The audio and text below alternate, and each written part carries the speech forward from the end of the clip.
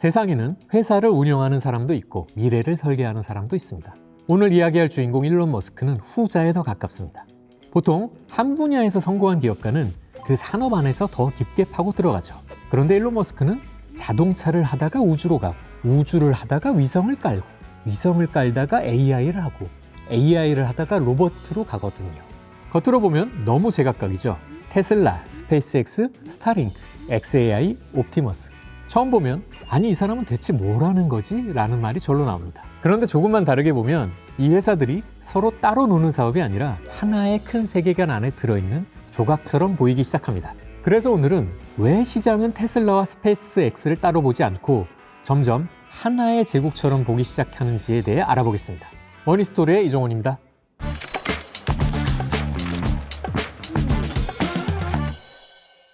테슬라 공식 IR 페이지에 따르면 일론 머스크는 2004년부터 테슬라 이사의 멤버였고 2008년부터는 최고 경영자를 맡게 됐죠. 스페이스X의 회사 공식 소개에서는 회사가 2002년 설립했다고 밝히고 있습니다. 즉, 일론 머스크는 지난 20년 넘게 지상유동수단과 우주운송수단을 동시에 붙잡고 키워온 인물인 거죠. 우선 테슬라부터 볼까요? 대중에게 테슬라는 여전히 전기차 회사로 가장 익숙합니다. 하지만 시장이 요즘 테슬라를 바라보는 핵심 키워드는 단순한 자동차 판매가 아닙니다. 사실 테슬라의 전기차 사업이 그렇게 좋은 상황은 아닙니다. 2025년 테슬라의 글로벌 판매량은 약 163만 대로 2년 연속 감소를 기록했습니다.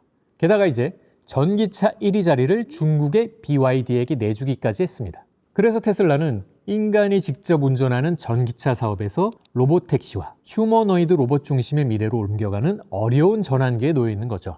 실제로 머스크는 텍사스 오스틴에서 무인 로봇택시 운영을 언급했고 테슬라의 밸류에이션도 점점 자동차 제조업보다 자율주행 플랫폼 기대를 더 크게 반영하는 구조로 바뀌고 있습니다. 스페이스X는 더 흥미로운데요. 많은 분들이 그냥 로켓 회사 아니야? 라고만 생각하시는데 사실 이 회사가 바꾼 건 로켓 한 대가 아니라 우주 산업의 원가 구조입니다. 우선 로켓이 어떻게 날아가는지부터 아주 간단하게 짚고 넘어가겠습니다. 로켓은 크게 두 부분으로 나눕니다. 아래쪽에서 불을 뿜으며 로켓을 쏘아 올리는 1단 부스터, 그리고 위성이나 화물을 실제로 목적지까지 데려가는 상단부로 나눕니다. 기존에는 1단 부스터가 임무를 마치면 그냥 바닥에 버려졌어요. 일회용 구조였던 셈이죠. 그런데 스페이스X는 바로 이 지점을 바꿨습니다. 로켓을 쏘아 올린 1단 부스터를 다시 지상으로 되돌려 세우는 데 성공했거든요. 그리고 그 부스터를 다시 재사용해서 쓸 수 있게 했습니다.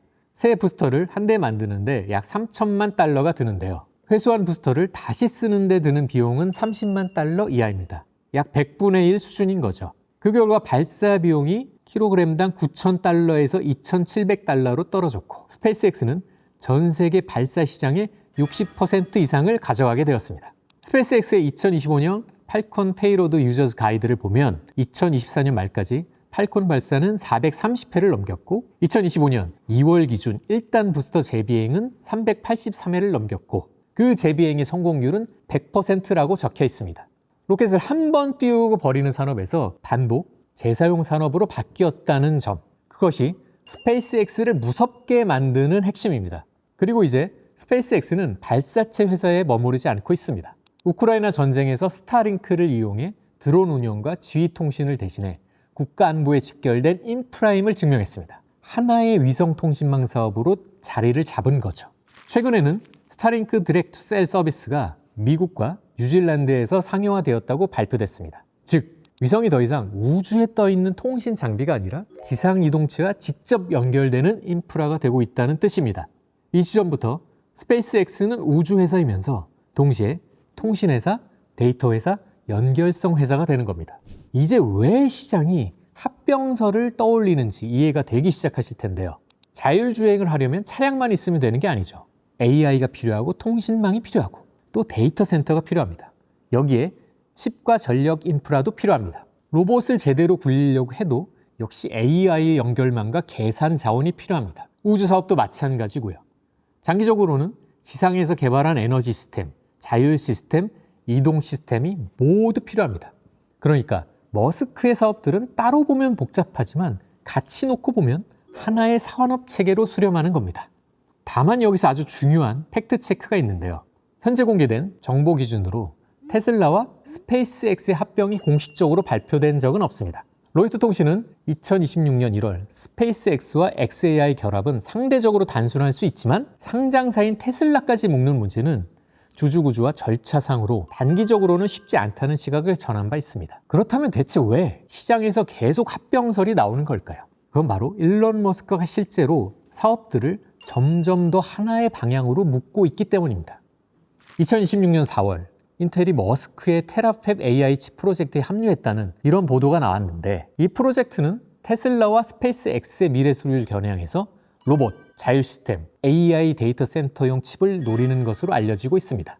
즉, 자동차 따로 우주 따로가 아니라 연산 자원부터 로봇과 데이터 센터까지 하나의 연장선으로 연결하려는 움직임이 현실에서 포착되고 있는 겁니다. 그래서 일론 머스크의 사업을 볼 때 전기차 회사 하나, 로켓 회사 하나 이렇게 나눠서 보면 핵심을 놓치기 쉽습니다. 머스크가 정말 만들고 싶은 건 하나의 회사가 아니라 하나의 미래일 가능성이 더 크거든요.